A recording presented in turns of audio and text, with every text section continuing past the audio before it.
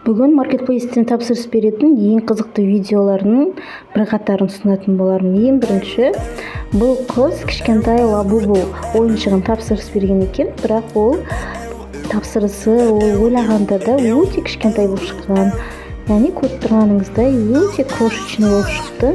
Соғандай ойыншықты алам деп ойламаған шығар әрине. Ал екінші бұл ойыншыққа да ұқсайды екен, бірақ бұл кәдімгі мусор салатын деп тапсырыс берген екен, бірақ көріп тұрғаныңыздай жұдырықпен.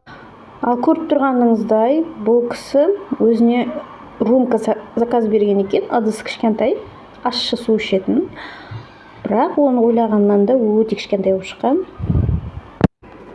Бұрын ата-анамыз осындай әдемі ыдыстарды сервант деп аталатын еді, шкафқа. Сол жерге ыдыстар тұратын болатын еді ғой, сол жерге жинап қоюшы еді ғой. Дәл сондай қылып енді бұл кісі де жинап қоятын болар.